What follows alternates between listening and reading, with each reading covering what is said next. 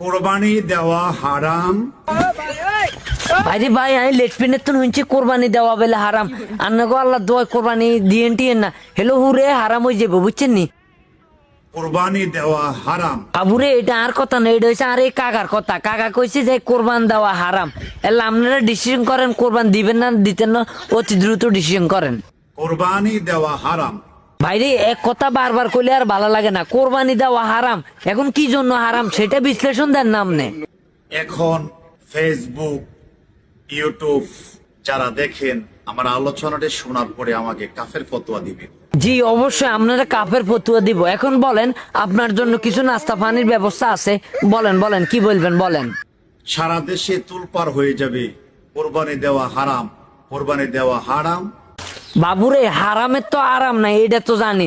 এখন কি জন্য হারাম বারবার এক কথা কইেন না, আমার কাছে কিন্তু নাস্তা রেডি আছে। মানেশ্বরী দরবার শরীফ থেকে মাওলানা রুহুল আমিন জালালি বলেছে কোরবানি দেওয়া হারাম। বাবুরে জালাইল্লার ফোনদের মধ্যে ক্যান্সার, হিগে হিগে ট্রিটমেন্ট টোকাই হয় না, হিগে আবার কয় কেন কোরবানি হারাম। এখন আমি আপনাকে বুঝাইতেছি এসব ফতুয়া শুনলে কেন আঙ্গ আর কোরবান দেন লাগতো না। হ্যাঁ, কোরবানি দেওয়া হারাম। বড় ভাই আপনার বাঁচাইছেন, কোরবানি দেন হারাম এটা আমরা কখনো জানতাম না। আপনার থেকে অতি ফার্স্ট কেন ফতুয়া শুনছি, আমরা কোরবান টোরবান দিতাম না। বাবুরে আমরা বন্যা টন্যা লই কেন আবার চলি যাই লেট্রিনের দিকে।